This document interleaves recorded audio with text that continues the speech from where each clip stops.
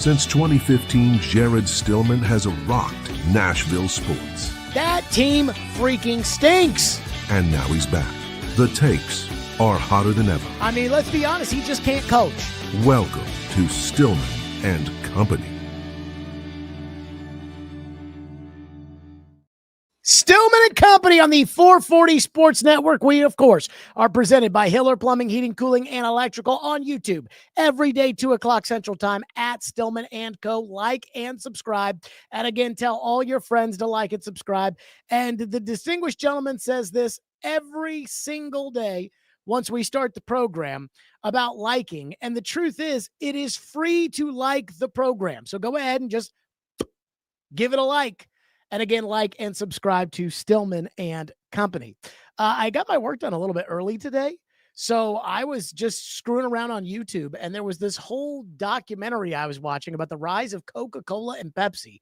And I find that stuff just to be so fascinating. I guess I'm such a nerd. Okay, let's start with what I think is the main topic today, and really the main topic for the next week. And that is the NFL trade deadline. And the NFL trade deadline is less than a week away. It'll be Tuesday at 3 o'clock Central Time.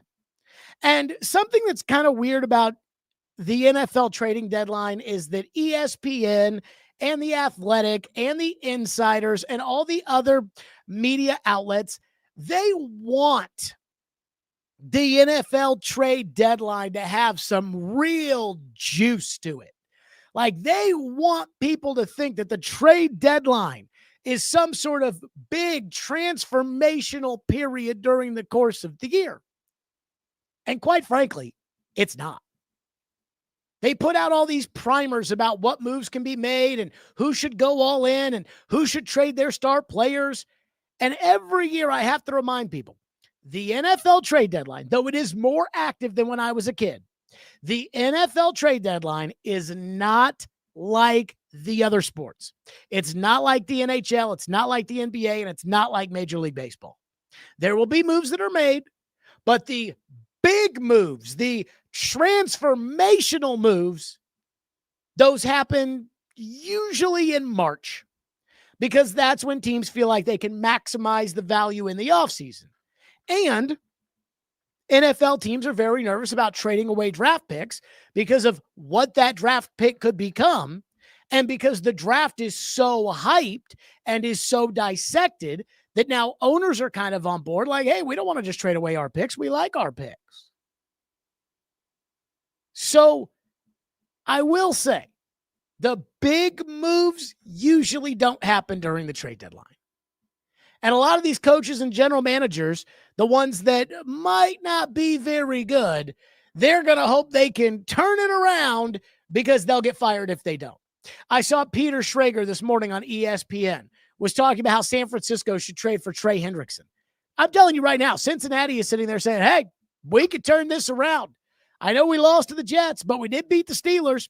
I mean, Joe Flacco's putting up points. We just got to get a little bit better on defense, but we could turn this around and Joe Burrow comes back and blah, blah, blah. And so that's the first thing, is believing that the trade deadline is going to be generational or anything like that. It's not. It is something that the media wants to be a big deal. It's just not. I remember when I was a kid, and my first love was baseball. So I knew everything about baseball in the 90s. Everything from about 1995, really maybe 1994, from like 94 to 2006, I knew everything about baseball. I knew every trade. I knew every player. I knew every team. I knew all of it. And I got into football when the Titans moved to town and became the Titans in 99. And so I used to play the football video games, and you could make trades in those. And I remember I always used to say, well, why don't they make trades like they make trades in the other sports, like in baseball? And well, you can make a trade for a guy, and there may be something new he has to learn about a different team. But at the end of the day, if he was playing third base and batting fourth, well, he's going to the new team and he's going to play third base and bat fourth. Maybe he'll bat fifth, but it doesn't really make a difference. Whereas in the NFL, it's much different than the other sports. So again, I just want to put that out there. As much as we'll hear about the trade deadline and we'll talk about the trade deadline, and I actually have had conversations with our friends at Sumer Sports they're kind of the analytics company. By the way, the analytics company that came on the show at the Super Bowl and said that their analytics said Cam Ward, Shedeur Sanders, not that good. Jackson Dart, pretty good. So that at least means, in my opinion, something, for whatever that is worth. But so the big trades and that usually doesn't happen. That said, Chad Brinker and Mike Borgonzi need a win. And I am not talking about a win on Sunday against the Chargers because, one, they're not going to win that game. And two, we aren't really wanting them to win these games at this point now, are we? But they need a win at this year's trade deadline. Because right now, everything associated with this organization is bad. And it feels like, for the most part, everything is getting worse. And the fan anger is getting turned on them. Because with every game and every loss, and more importantly, every transactional period, it just doesn't feel like the Titans are getting any better. If we had sat down and we had said, hey, do you want to trade Roger McCreary before the trade deadline? I'm sure there are a lot of people that would have said yes, myself included. If I said, you're going to trade Roger McCreary for a 6th round to the 5th round pick swap, how would you feel? You probably would say, that's the best we can do. And that's the problem with what Brinker and Borgonzi have displayed so far with this fan base is nothing really to write home about at all. None of us know why Amy Adams Strunk promoted Chad Brinker. Maybe she likes him. Maybe she got sucked in by all the analytic talk. Maybe he sucks up to Bryce Wasserman. I think their offices are like next to each other. Maybe, I don't know what it is. I don't know, and neither do you, about why Amy Adams Strunk has promoted Chad Brinker into his position, and nobody really knows what his level of accountability and expectations are. But I can tell you this. When he did that press conference after they fired Brian Callahan, he was nervous as shit. He was up there stumbling over his words. Again, he and TD had that exchange where TD asked who was going to pick the coach. And Brinker asked him to clarify like 3 times what he meant, as if it wasn't abundantly clear. But he was so nervous, he didn't know how to answer. He's like, TD, I'm not sure I understand. Because he was so nervous. And I think the reason why he was nervous was because he knows on the Amy scale, he's next. So I know he was nervous when they had that press conference after they fired Brian Callahan, and he must have been nervous about something. So while I don't know what Amy's level of belief in Chad Brinker is, I know Chad Brinker's belief in Chad Brinker's security at that press conference must have been at least a little flimsy for him to be as nervous as he was. And when it comes to Mike Borgonzi, I'm trying to be as nice as possible here. But when it comes to Mike Borgonzi, nobody knows what he actually does. And it gets a lot easier to throw the baby out with the bathwater when it's all bad. And right now, the free agent class looks kind of weak. The draft class, they have 2 guys that look like can be NFL starters, Chimere Dike and Cam Ward, and maybe Gunnar Helm, though I think he's more of a backup than he is a starter. I'm not sure he'll ever be athletic enough for his skill set to be a starting caliber tight end in the NFL. So I'm skeptical on Helm, but 2 starters in the draft, a weak free agent class, that's not great.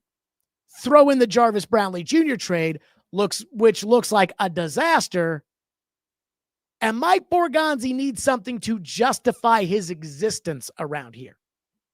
And one thing I'm sure will happen, but I think Titan fans are becoming immune to, is the idea that, again, the biggest defense of Mike Borgonzi is that we don't know what he does.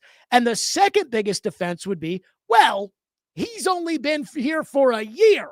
It's not fair if he's only been here for a year to start evaluating him. I know that was the same defense that Ran Carthon ran behind and the same one that Brian Callahan ran behind. And the organization made a massive mistake in each case by keeping the guy after everybody knew that he was kind of a boob after the first year.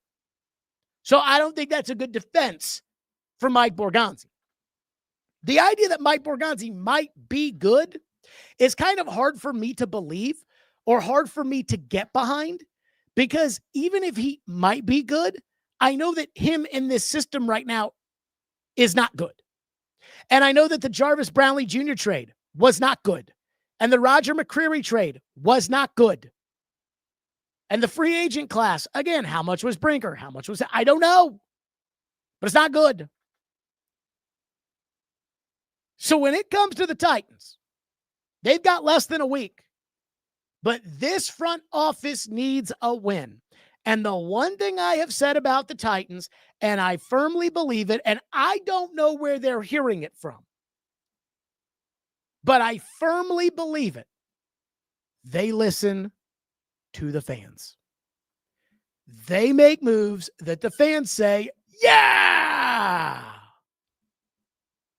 And so when it comes to them unloading on Brinker and Borgonzi at the end of the year, if they make some more Jarvis Brownlee Jr. trades before this deadline, there's going to be a groundswell of support for Amy to kick them out of town. There already is I would say, an abundant amount of support for Amy to get rid of Chad Brinker. And by the way, I stand by that. I'm in that group. But if you're the Titans, you need something transactional to point to your fans to say, we actually kind of have a clue as to what we're doing. And it's not going to be anything that Mike McCoy and the football team does on the field. It's going to be a transaction that shows that you actually know how the league works and that you can take advantage of other teams in this league and not just let other teams take advantage of you. I mean, think about it. When it comes to the Titans, you got hoodwinked, I guess. Everybody thought it was crazy at the time. You got robbed in a trade by the Jets with a rookie general manager. So they need a move that gives confidence, that shows us that they know what they're doing, and not another 7th round to the 6th round pick swap and then say, see, we traded Chigakonkwo and we got a pick swap in 2028. Oh, great. Again, the slogans, they're not working. Draft, develop, retain. No, we need to see you make a move that looks like a good football move. That's what we need to see. And I don't know what that win could be because I don't know what's out there. But too many losses with Cam Ward, in my opinion, looking worse than the other young quarterbacks that are out there. They've already fired the coach, the guy that they had to coach Cam when they decided to draft him. So whatever their plan was there didn't work. They lose every game, every week by 21 points. They haven't had a single player outplay the expectations for that player this season.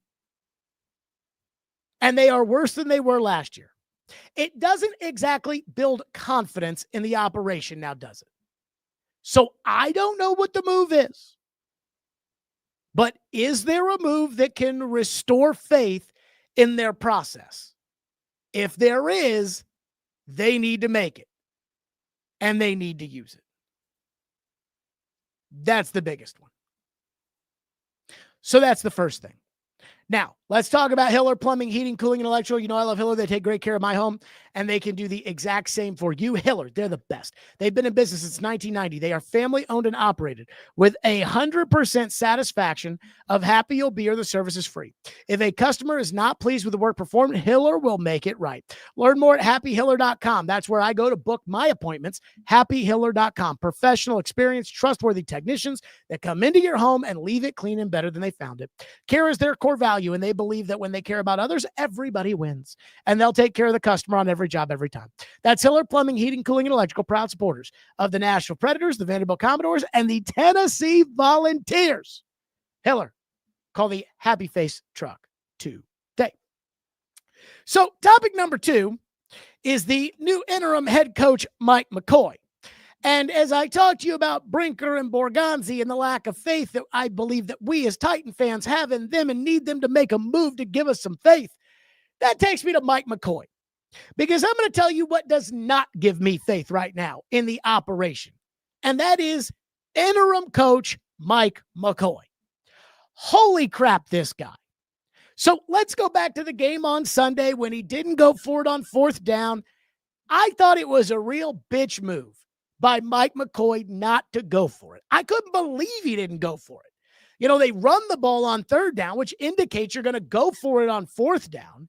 You're already losing. You're across midfield. You can't kick. It's like, okay, well, let's go for it. And he doesn't go for it. And I'm sitting there watching the game, and I'm like, oh, my God. Stop being a bitch. Go for it.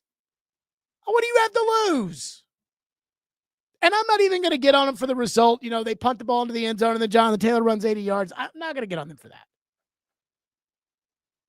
But the fallout of what happened from that, I thought has been just as bad as the action itself.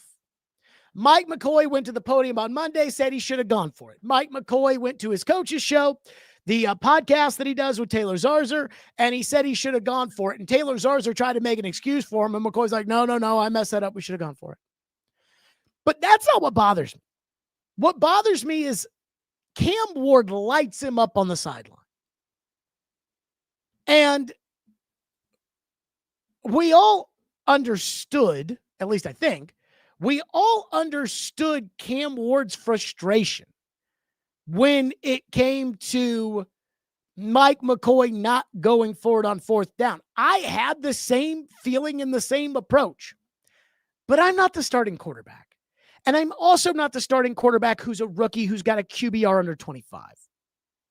I thought it was a really bad look for the Titans to have Cam Ward ripping the head coach on the sidelines during the game. Then Cam was asked about it after the game, and Cam just shrugged it off saying, I'm a competitor.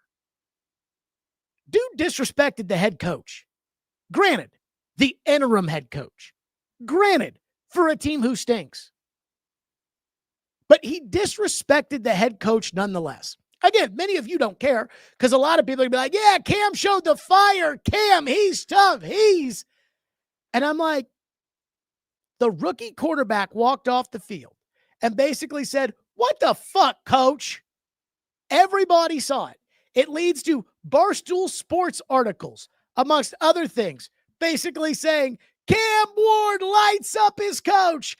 Good times, Barstool Sports says. Cam Ward was seen screaming at Mike McCoy on the sidelines for coaching scared, basically begging for someone to save the Titans.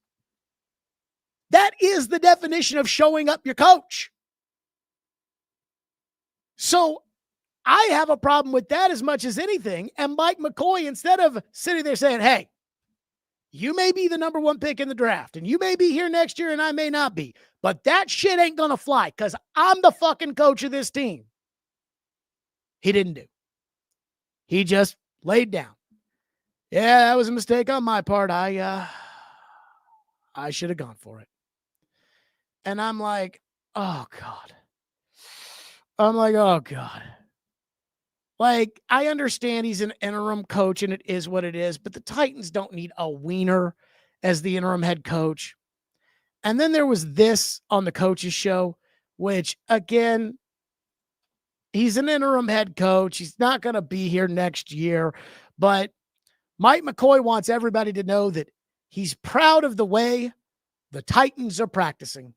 Take a look. You know, I told these guys, I can't ask anything else from them during the week. I mean, they practice their tails off. I mean, the tempo we go when we pick it up, what they've done, really from the first day I got here, watching these guys work back in, the off-season program training camp, they've given it all they've got. And, You see the time that they're in the meeting rooms, the questions they ask, the detail, the way they want to be coached hard. You see all those things, and you know that they fight through injuries. And it's just unfortunate we haven't played our best football on Sunday yet, and we got to do a better job of that. And we got to coach better too. So we're all in this thing together.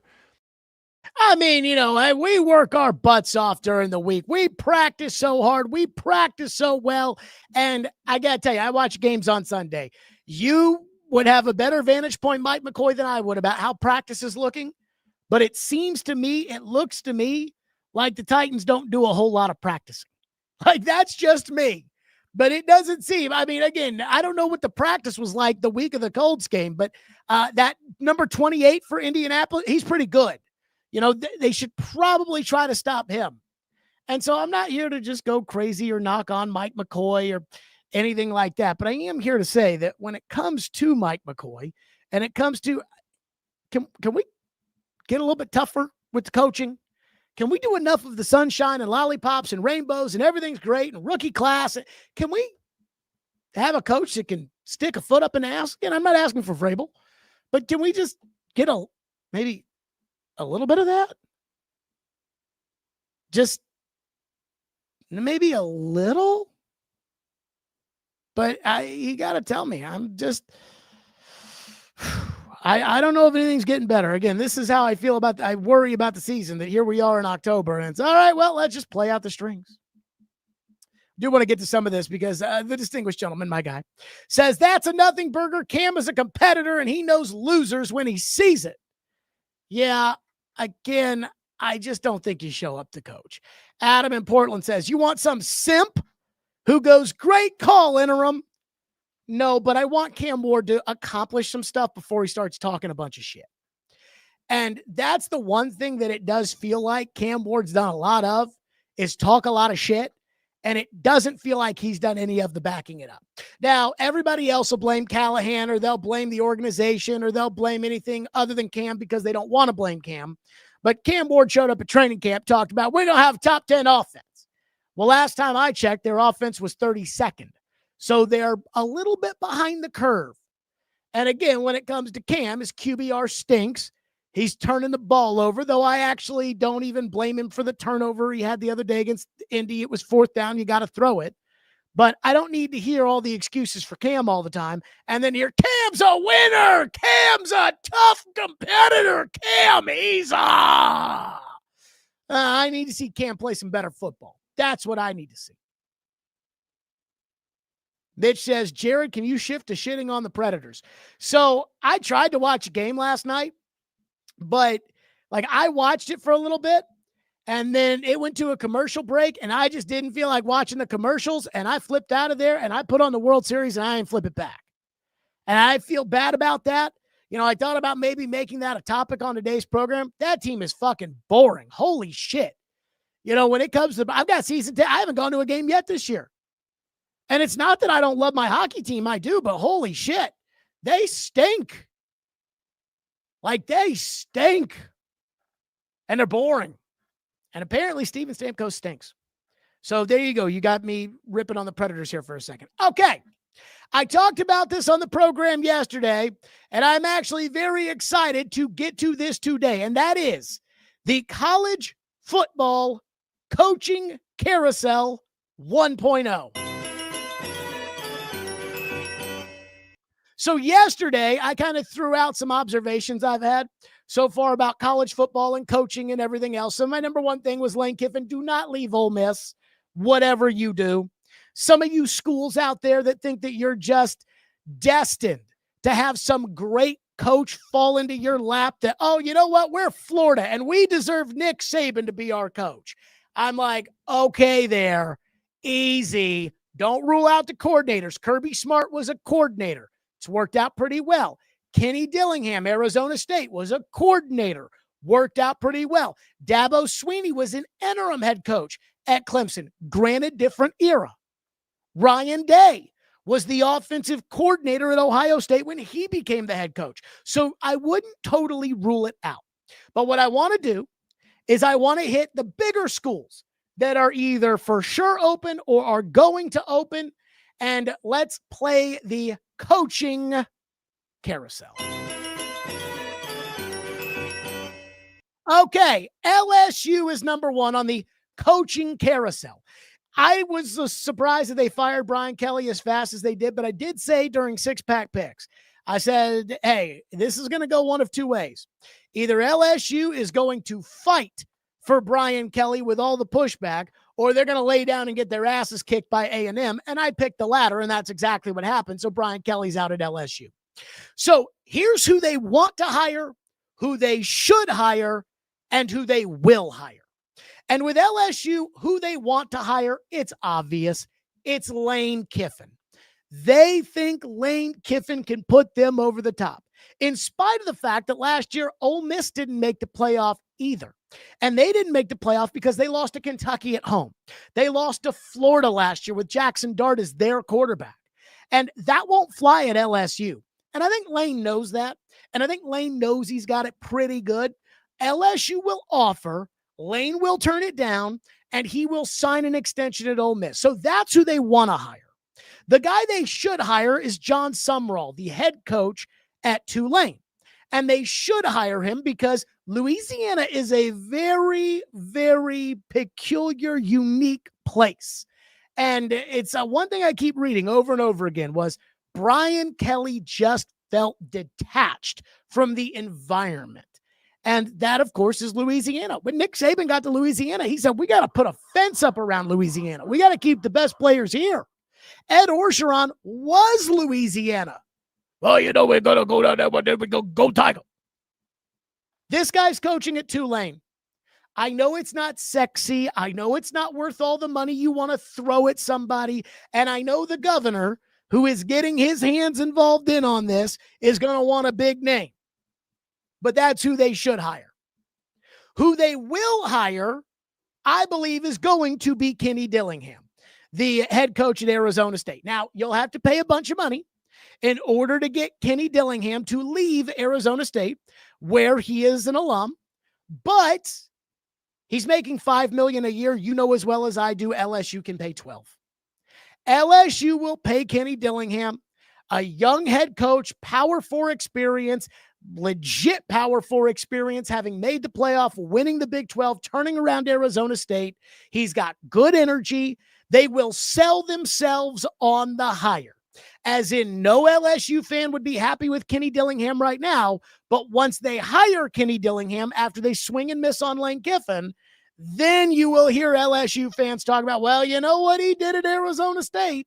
So that is who they will hire. They want to hire Kiffin. They should hire Sumrall. They are going to hire Kenny Dillingham. That is the first movement on the Coaching Carousel 1.0. Number 2, the Florida Gators. I think they want to hire Lane Kiffin too. I think everybody knows that the SEC jobs, for some reason, everybody wants to hire Lane Kiffin. That is who they want. They think, oh, if we get Lane Kiffin, even though they already hired an SEC coach that had outstanding success in the state of Mississippi. That guy had actually coached at Florida before, and that guy wasn't good enough. That was Dan Mullen. Who they should hire, because again, I think Lane's going to turn down Florida. I think Lane's going to turn down LSU, and Lane's going to get a raise at Ole Miss. Who they should hire, Alex Golesh, the former offensive coordinator at UT, the head coach at South Florida. Again, I'm a big believer that when it comes to these SEC jobs, you need people that understand the area. And I've always thought Texas is a lot like this, where, hey, if you want to be good at Texas, you need to have some Texas in you. You need to have coached in Texas before. You need to, just because you were a good defensive coordinator at LSU does not mean that you're ready to be the head coach at Texas. It's just a different beast. Same with A&M. A&M went out and got Mike Elko. He's got some A&M in him. Alex Golesh coaching in Florida right now. He plays that high up-tempo offense that Josh Heupel loves, and he's done a great job at South Florida. And so I look at that and I'm like, this guy is ready for the promotion. Hell, at South Florida, he went to Florida and beat Florida. He's ready for the promotion to the big leagues at Florida. But Florida won't do it.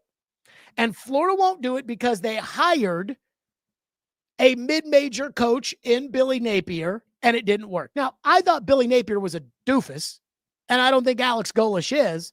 But again, that's what happens when you start to categorize these guys instead of taking it man by man by man. So the category of Alex Golesh, mid-major coach at South Florida, he's out. And I think Florida will hire Eli Drinkwitz, the head coach at Missouri.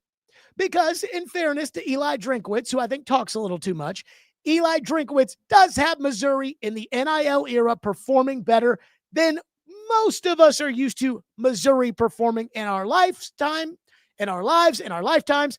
And for that, Florida's next coach, I think, is going to be Eli Drinkwitz at Missouri. Penn State on the coaching carousel. We all know who they wanted to hire. They wanted to hire Curt Cignetti, the head coach at Indiana. He signed a new contract. He's not going anywhere. Who they should hire, I actually think, is Clark Lee at Vanderbilt. I think they should go after Clark Lee. Now, they won't, because the last coach they got also came from Vanderbilt. But James Franklin and Clark Lee are very different people. Also, I think it's hard to say James Franklin didn't have some success at Penn State. Clark Lee at Penn State's a weird job because at Penn State, really, you should beat everybody you play except Ohio State and Michigan. And then they just want you to occasionally beat Ohio State and Michigan. And I think Clark Lee has shown with this renaissance at Vanderbilt that if you give him the resources to be successful, he can. He's not going to beat Alabama every time, but he is going to beat them. They haven't looked at Alabama like, oh my God, Alabama. And they certainly didn't look at LSU like that. So that's the kind of coach Penn State needs. Plus, after Franklin, who was all talk, all show, Clark's the opposite. So I think Clark would be a great fit there. Now, I don't think Clark would take that job. And I think that, a lot of people are circling Matt Rule, and that's why I wanted to put down for who they are going to hire. But I have to believe Penn State's going to do better than Matt Rule. Matt Rule's an okay college coach. I mean, again, I wouldn't pay James Franklin $50 million to go away to go hire Matt Rule. So that's why the coach I think they will hire is Jeff Brom, the coach at Louisville. Jeff Brom, I also think, could be in the mix for Florida. Here's the deal when it comes to Jeff Brom. If you offer Lane Kiffin $12 million, Lane Kiffin, in my opinion, can get that from Ole Miss. Jeff Brom cannot get that from Louisville. He cannot get that kind of money.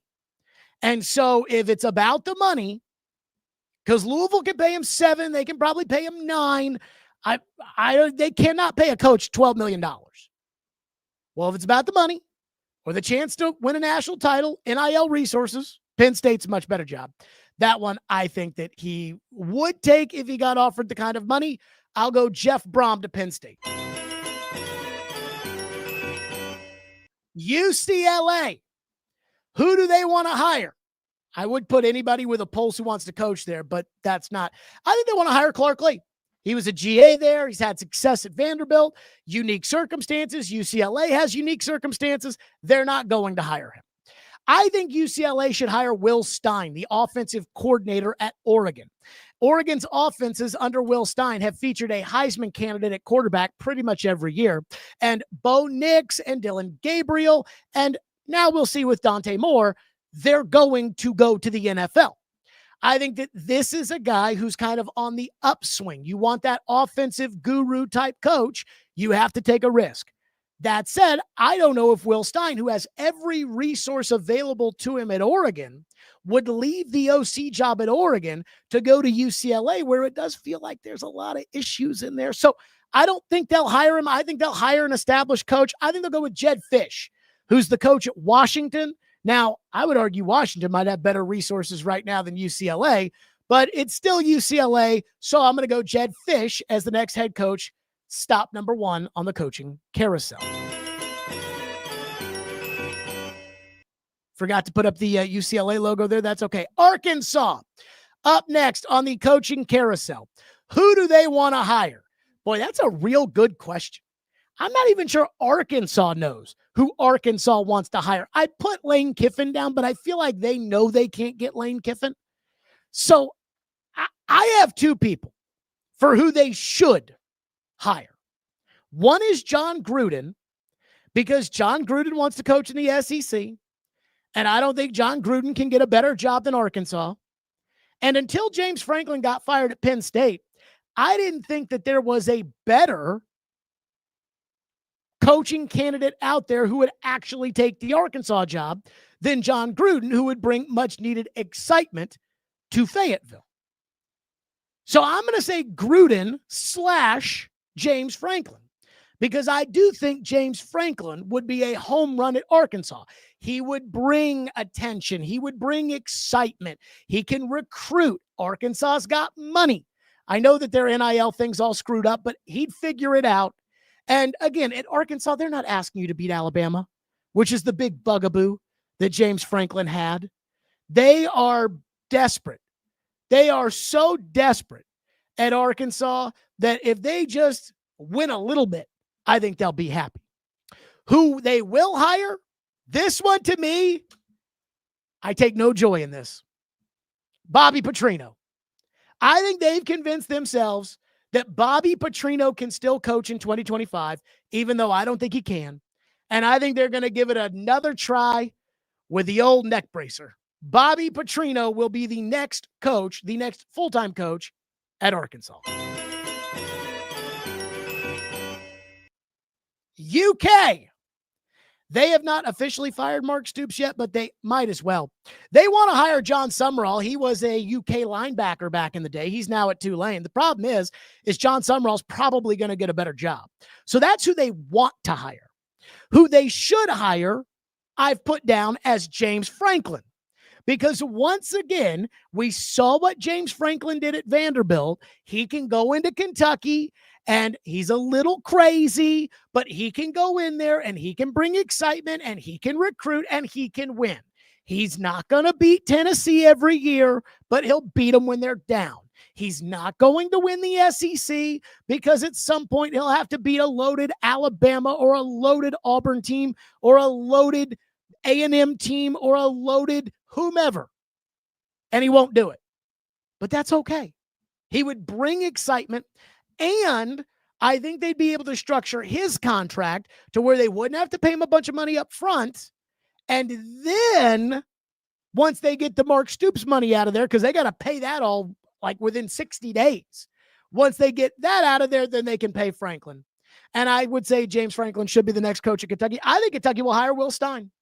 He is from the area. He's from Louisville, grew up a Kentucky fan, went to college at Louisville. And again, you don't have to pay head coach prices if you hire a coordinator. So Kentucky's a little on money. Hire an offensive coach. You kill two birds with one stone. You won't have to pay an offensive coordinator a bunch of money. I think Will Stein will be the next coach at Kentucky. And finally, Auburn on the Jared Stillman Coaching Carousel.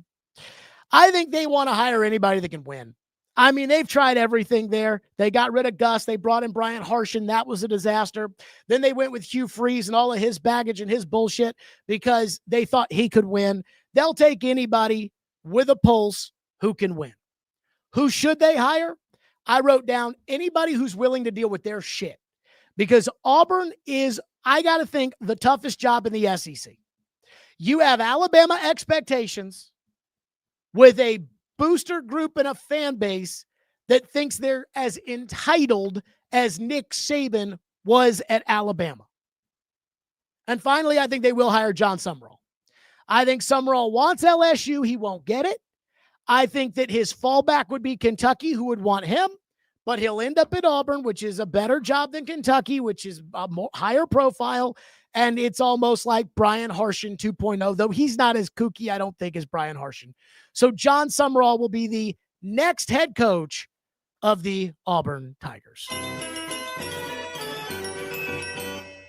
And there you go. You see the coaching board right up there if you're watching the stream. Kenny Dillingham at Arizona State, Eli Drinkwitz at Missouri, Jeff Brom at Penn State. I said Eli Drinkwitz at Missouri, at Florida, Jeff Brom at Penn State, Jed Fish at UCLA, Bobby Petrino stays at Arkansas, John Summerall goes to Auburn, and Will Stein is the next head coach at the great school of Kentucky. And with that, Braden Gall joins us now on the program, the proprietor of 440 Sports here on the show. Braden, what do you think of the coaching carousel 1.0? I enjoy how your brain works, Stillman. I enjoy it. There's some logic in some of those choices, and not so much in others. I do think Jeff Brom, and not just because you're a Louisville guy, but I think Jeff Brom is a really interesting wild card in all of this. Lane Kiffin sort of drives the ship here after either Nick Saban or Urban Meyer, but those are calls that you don't have to make. They are made to you.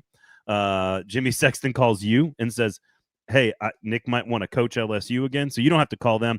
I do think we are, if you got to start from the top, and that is LSU is going to go for something large. There's already a lot of talk about this kind of, in the nerdy reporter world. Like Dan Lanning said no to Alabama because he didn't want to be the guy after the guy.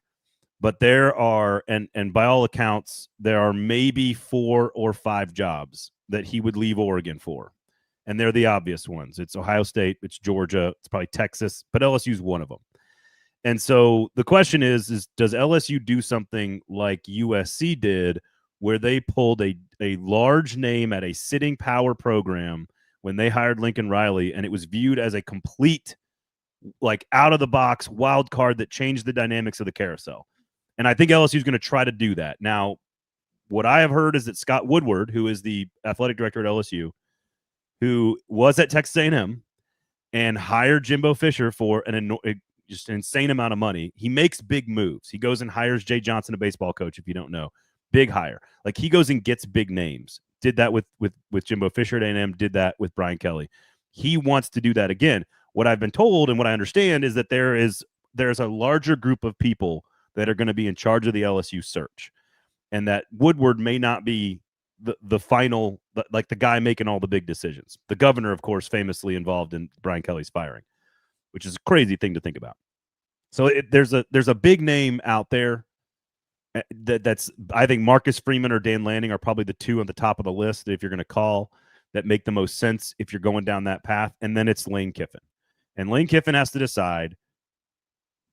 Certainly has ties to Florida, has had, the question about Lane is, does a more mature, more evolved version of him who is very satisfied being a big fish in a small pond in Oxford, who isn't really treated like a big fish. He's kind of treated like a small fish. He likes the kind of the community wrapping their arms around him.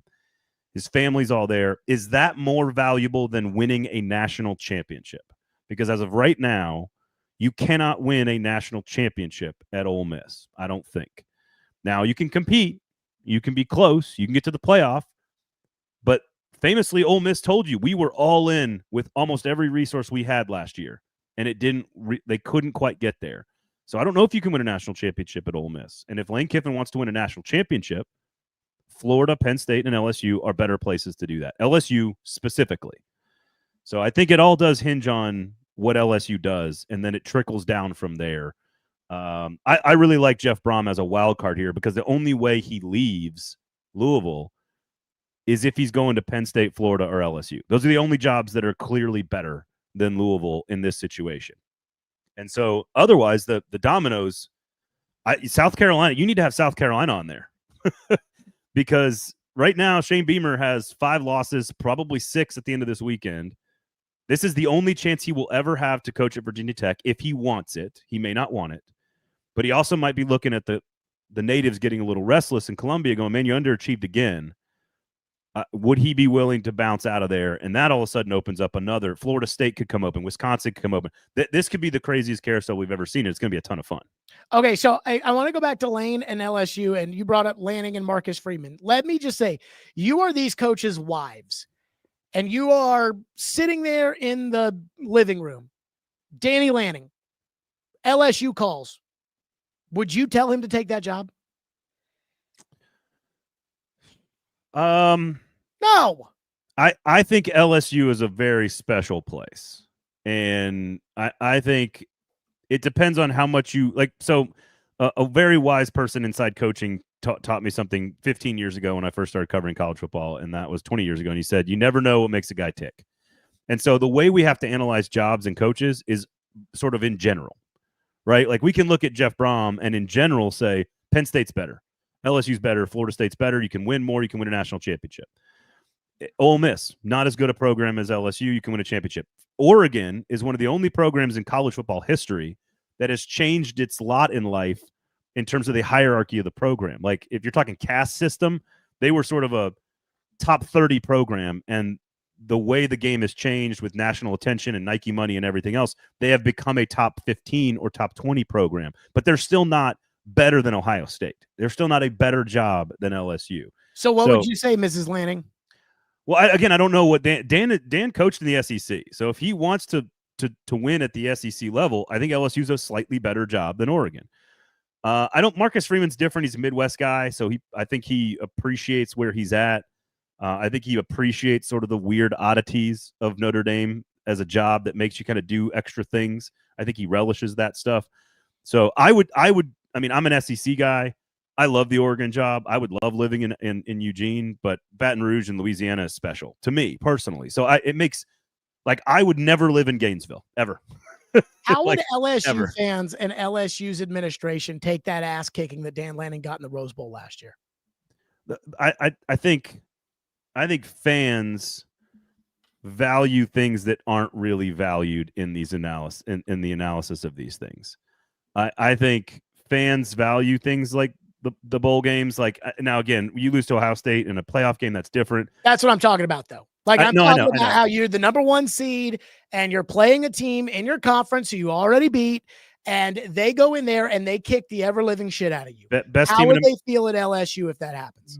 I mean, they would lose their shit. If LSU is the team that happens to, of course. But like you're asking, like does the day end in why? Like fans are upset with their teams when you're at a certain level, and that is ultimately what Lane has to decide here. Lane has to decide: do I want that level of crazy, or am I happy with like a little bit of crazy and a little bit of chance at a championship at Ole Miss? And that's what Lane has to decide here. But I don't think Oregon, Notre Dame, or Ole Miss have that level of crazy. And so if I can make $12 million, which all these guys will get raises if LSU calls, if I can make $12 million and stay at Oregon, why would I leave?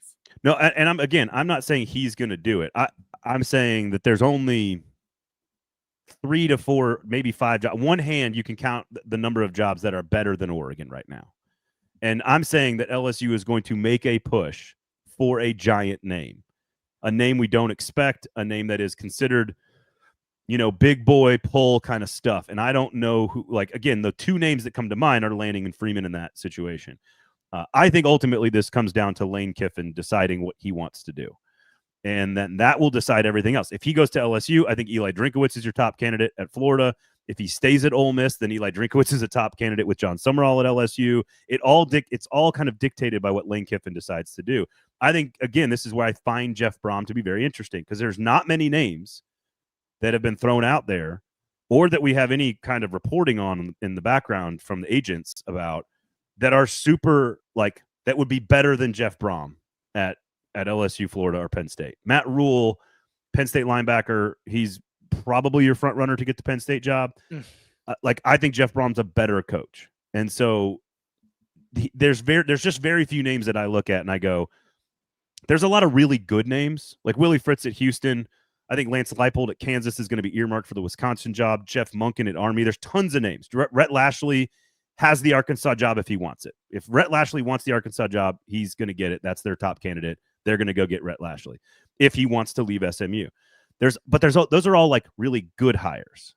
None of those names would work at LSU or at Florida or at Penn State. You got to do something. That's why I put Kenny Dillingham at LSU. I think Kenny Dillingham is a fascinating dude.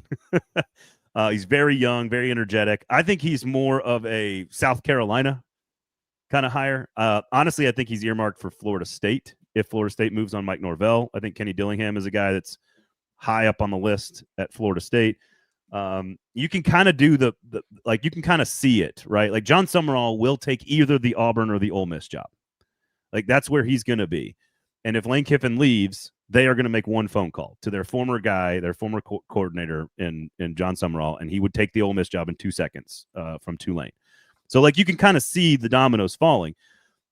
What Florida does is fascinating. What Jeff Brom does is fascinating. Where does Eli Drinkwitz fit into all of this? I think he's very much Steve Spurrier-ish. So is Lane Kiffin, which is why I think both of them are very intrigued by the Florida job.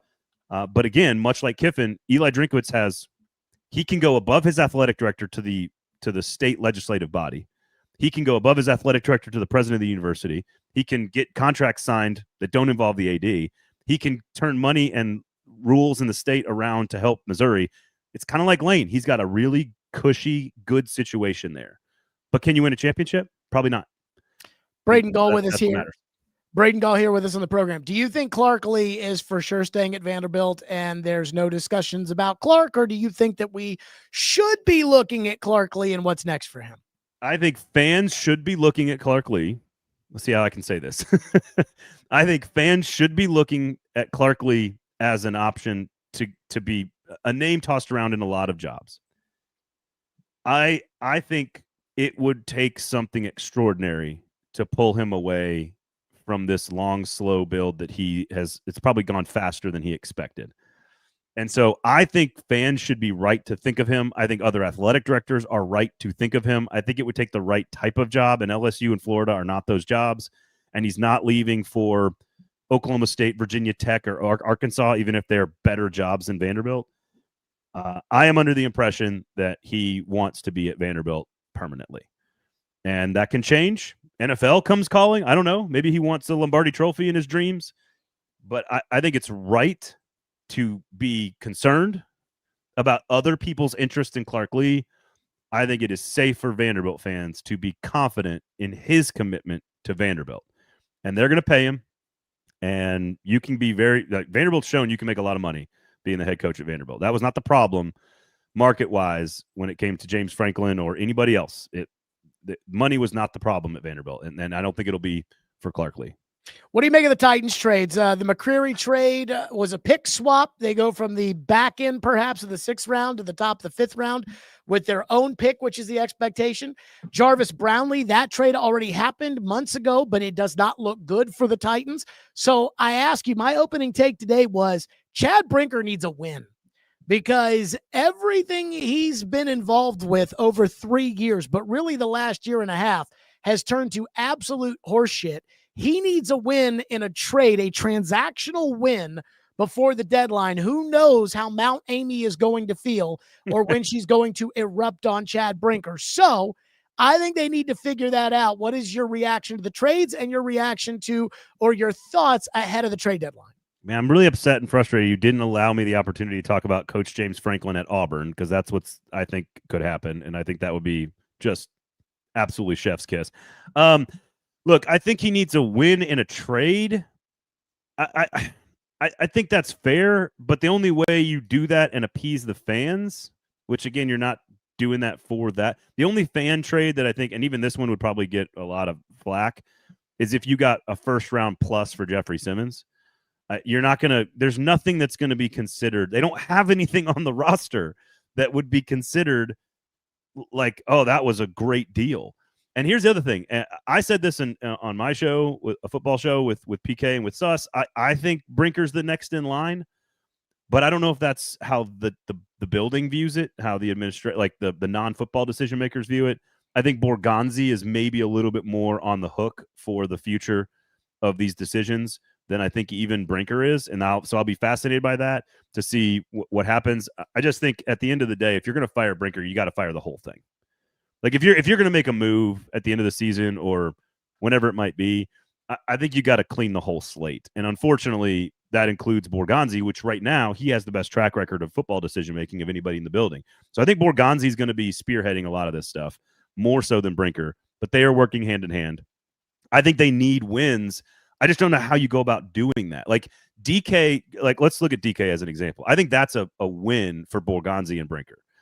Like taking a player that was getting 25 or 30 snaps a game, who was catching less than 3 yards a pass, in the previous coaching staff. You fire the coach, you bring in McCoy, who largely has done nothing different except for give DK the ball in down the field, and all of a sudden you're seeing a rookie lead the league in all-purpose yards who clearly looks like a future player on the team. Those are the kind of wins you need for the team. I don't think a trade outside of Simmons, I don't know if a trade, I'm trying to think, man, like you could probably move Pollard, you could move Ridley, like there's guys that are expiring that they're not going to re-sign, Chig maybe.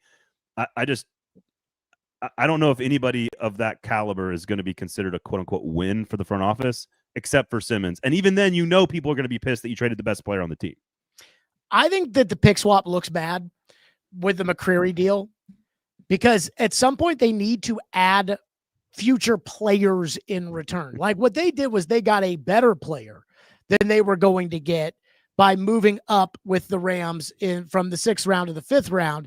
But they need players, like they need a number of players. And I think they need to get a bunch of extra picks so that they can turn around this free agency and trade picks for players that teams would probably release or not want anymore so that you can use that for ammunition to get those guys and not have to pay big signing bonuses. And yet the Titans just keep pick swapping. Well, so we know that they're getting closer and closer to having their sort of high level number of picks. That I think it was, what did Brinker say? They want 12 30 picks, over 3. 30 over 3, but like 12, I think, in the first 2 or 3 rounds, something like that. 12 in the top 100 over the next 3. They're getting closer to trying to do that. Trading Simmons, trading back from the top 3 this year would do that. And then trading a bunch of 5s for a 3 could do that as well. But your point is valid that they need players. So here's the way I think Brownlee actually looks like a worse deal now than McCreary does, because I don't think they had any interest in re-signing Roger McCreary. Sure. I think you're basically trading 9 games of a 3rd-string cornerback away to move up 60 spots in the draft. I think that's totally fair. What you're also doing is you're saving the $7 or $8 million that you would have paid him maybe next year, which is a pretty small deal for a cornerback, to be honest with you.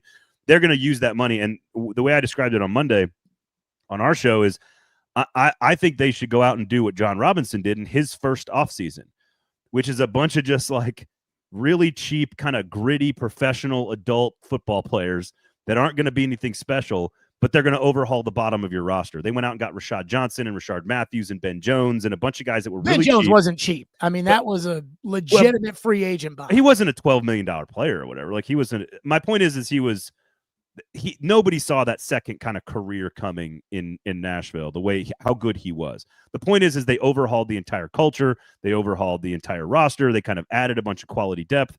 And if you look at it through that lens of like Chig is the next one, right? Because he's not under contract. He seems like a decent player who only gets used apparently in the 4th quarter or when they're trailing.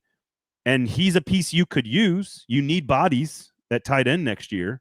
But at the same time, if you can move up 60 spots in the draft and then go sign a player of equal value for half the price, I can see the calculus there. So I just think it depends on what you do with the money that you're saving by not spending on players like McCreary and Chig, because they're going to, like, again, Snead, Pollard, Ridley, these guys are done as Titans. Like, they're not coming back. They're all going to be cut, and there's going to be a bunch of cap space, and they're going to have to fill a bunch of holes. And so I think they're going to spend a bunch of money on smaller players in the offseason that tries to kind of elevate the bottom of the roster, give the new coaching staff an opportunity to try to, start from quote unquote scratch. Good luck. I mean, I agree. Like you get rid of Pollard, you get rid of Ridley, now you have to go replace Ridley. Now you have to go replace Pollard. Now you have to, who's the running back if they trade Pollard? If they get rid of Pollard at the end of the year, who's the running back? Well, so this is what's fascinating. I don't think they planned on having Pollard or Ridley or Snead for much longer than this season. Because, again, this is when all the outs and the contracts were. All the guaranteed money is gone, and they can cut them and get out of the deals by the end of the year. So their plan, in my opinion, wasn't to have Pollard for more than 2 seasons as a starting running back. Caleb says it. Replacing Pollard is not hard. You should be able to replace the production of Tony Pollard with a 6th-round running back.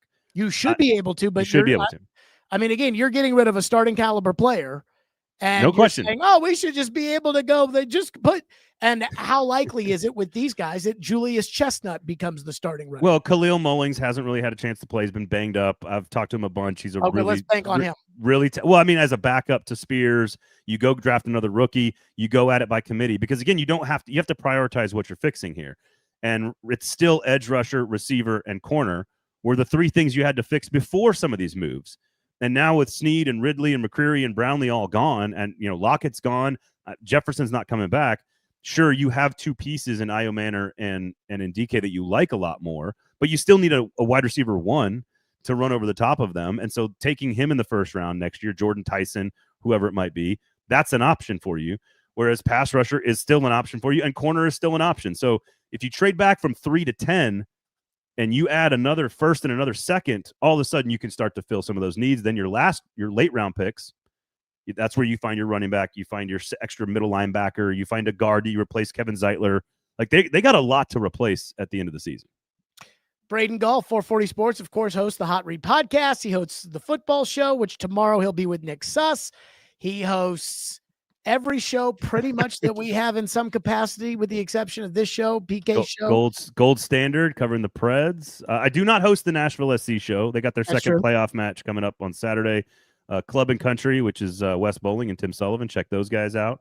All kinds of good stuff. Lamestream Sports about media, and we got Pod Bless Nashville covering news and politics. We do everything, man. When am I coming back on Lamestream? When do you want to come on? Whenever.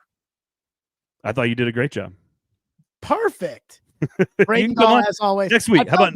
I felt bad when you went out of town because I wasn't able to get that Hot Read podcast done, but my son had a partial amputation of his finger, so I felt like at least you understood. No, of course I do. I've heard. Next week, by the way, so we have Casey Alexander on Lamestream this week, so check that out. Going to be a lot of fun talking with him. He's obviously a super smart dude about media, but also about sports. We're going to have a non-sports episode next week of Lamestream Sports. I know most of your audience cares about this. We are going to have live reaction and breakdown to all the Michelin stars that are being handed out from a food writer live and in real time to all the restaurants in Nashville next week. So stay tuned. Let me say this. I do not like nice restaurants. I do not, if you were What's like your problem? 5-star Michelin restaurant, it takes 3 months in advance to get a seat, and take somebody else because I ain't gonna like it. First of all, it's just sad. But number two, what if it's like a dive joint that gets the rating because it's so good, it's not fancy? Like, what about that? Maybe. But I like the non-crowded, traditional American restaurants. Oh, that's so basic, bro. I am so basic. When I was in college, people used to say to me, they were like, we're going down to Nashville for the weekend. Where should we go eat? And I was like, I don't know. I go to like Chipotle and Buffalo Wild Wings. So I'm not one to tell you about where to go with, but I don't. Now I just tell them to go to, ML Rose. No, I'm kidding. There we go. I got the Shotgun Willie's Barbecue, ML Rose. The thing the Titans gave out to the media that had like all the places, that's where I would tell people to go. I would be like, oh yeah. I would just tell them to go to 12 South because there's something there. There's everything's in, go to 12 South. None of them are chains. It's great. Go to 12 South. That's what I would tell people. And Germantown, East Nashville, good places to go grab food. I see Titans players at the restaurants I go to all the time. So you can develop good. You can develop sources. Well, and this may be. I mean, I went to my favorite restaurant was the same favorite restaurant of Mike Vrabel. We'd run into each other all the time. It was a little awkward. Corner pub. I freaking love that place. Boo. No, it's all right. So there's a restaurant in East that's just down the street from my house that I see I would see Harold Landry and Will Levis there almost every time. And I didn't have enough of a relationship with Will to ever talk to him. I'd see Harold and I would say, hey man, did you try the sashimi? Again, it's good stuff, man. I am just not a big time restaurant person. I actually had somebody break up with me one time and they were like, I like going to nice restaurants and you don't. And I was like, well, I mean, stay classy. So to Curtis's point in the comments, we just got our second James Beard award-winning chef at No Free Shouts Peninsula. Tandy Wilson over at City House has already won one, I believe. And we're going to get multiple Michelin star restaurants for the first time in city history. So you can say that rating is overvalued. I'm fine with that. It's like a Pro Bowl, like for a football player, maybe it's overvalued. But the point is that we have a growing, like absolutely awesome, diverse, wonderful collection of really high-end people doing cool work at restaurants. And go out and experience the world, Stillman, okay? It's the same. The city has to offer. It's all the same. They're It is all not the same kind of restaurants. My favorite, you know what? My favorite restaurant in town is no more. It was in the Belmead Shopping Center. It was that Ninki. That was my favorite restaurant in town. And it's no more. It's gone. Shopping center should never be in a sentence about It your was. favorite restaurant. That was my favorite restaurant. That place. Salute to Ninki. All right. So since my sponsors, so let me help your audience out here, and let me help you out here. Since my sponsors are not on this one, I can do this. Because my sponsor, Shotgun Willie's Barbecue, is the best brisket in the city. It's fantastic. Shaker says he misses Ponderosa. I'm sorry, Shaker. I've actually never been to a Ponderosa, but I've been to a Ryan Steakhouse before. I think they're kind of the same. Hey? Turkey and Wolf is one of the best sandwich shops you will ever go to. It's not expensive. There's outdoor seating. You go up to a window. It's not a fancy place, but it is absolutely one of the best sandwiches you'll have in the city. You can Fat Belly or Turkey and Wolf, two amazing sandwich places. So make sure you go check that out. There's Noco is where you'll run into Titans Players, which is sort of an Asian fusion restaurant, which you can get a T-bone steak and sashimi at the same place. That's absolutely fantastic. That's over here in East as well. Germantown's loaded with good stuff. There's breweries everywhere that are doing really good stuff as well. So it doesn't have to be super nice. There's really high quality stuff that's happening, like where you just have a picnic table you sit at. So there you go. All right. Thank you, Braden Gall, on the program. Braden, we appreciate it, as always. I do want to highlight something that I find fascinating. I bet Braden actually probably finds this fascinating. And I wonder if many of you find it fascinating. But how about the TV ratings for Vanderbilt? I am shockingly impressed. College Game Day is boasting that it was their most ever watched week 9 with 3.5 million peak viewers. The game on Saturday against Missouri itself drew 3.1 million TV viewers, which is really good for ESPN. It wouldn't be great if it was on ABC, but it's very good for ESPN, in which ESPN has lower tier games. You know, it used to be that ESPN would have the number 2 SEC game, which was a good SEC game, usually 6:00 at night. But under the new TV contracts, every good SEC game for the most part goes to ABC. And so the fact that Vandy was on ESPN and drew 3.1 million TV viewers, very good. 5.9 million viewers for the LSU game and 6.41 million viewers, which was the number 1 spot of the week for the Bama game. Those are massive TV numbers. Those are big boy TV numbers. Now, it's not like 10 million, which is what the Ohio States and the Texases and the Alabamas, what they draw when they play each other is in the 12, 13, 15 million range. But it's pretty good. And it's telling me that putting Vanderbilt on national television is not going to get somebody to turn the TV off. CBS executives who crapped away the SEC game of the week, they would kill to run a Vanderbilt game right now. I mean, over the slot Big Ten games that they're getting, like Wisconsin, Ohio State, which in the same window had roughly 2 million less viewers than Vandy LSU.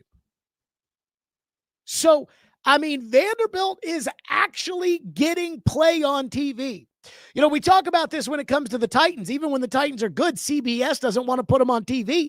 And the reason why they don't want to put them on TV is because they think, well, you know, Nashville's kind of a small market and it's kind of you can't tell me Vanderbilt is not representative of a small market. It's a small school with a small alumni base in a small-ish U.S. city, and yet they want to put Vandy on TV. And I don't know if it's the uniqueness of this new Vanderbilt, or if it's the star power of Diego Pavia, or if it's just the basic dynamics of whoever matters in the SEC is going to draw eyeballs, and Vanderbilt matters right now in the SEC, so Vanderbilt's going to draw eyeballs. But again, the Titans have had good teams and they get bad ratings, and people say, well, it's the Titans. It's the small market Nashville. But Vandy is getting good ratings. I think it's awesome. And also, I think the PR staff over there deserves a lot of credit. Led by Brian Freeman, I think they do a great job. I think he does a great job. I think Candace Lee does a good job of really getting those people what they need to succeed. So congratulations to Clark, Lee, and Vandy, because those TV ratings, those are big boy numbers that Vanderbilt is drawing on TV. That's it for us. We are out of here. We will be live tomorrow at 2 o'clock. And I will tell you a tease for tomorrow's program, that I have talked to the analytic gurus at Sumer Sports, and I have given them the list of players I expect the Titans to try to trade. And I have said, what is a fair value for these guys? You tell me, what is a fair value for Chigakonkwo? What is a fair value for Draymond Jones? What is a fair value for Tony Pollard? What is a fair value for that group? We will do that. That will be our leadoff tomorrow, as that will be our Hot Take Friday, since we will not have a show on Friday.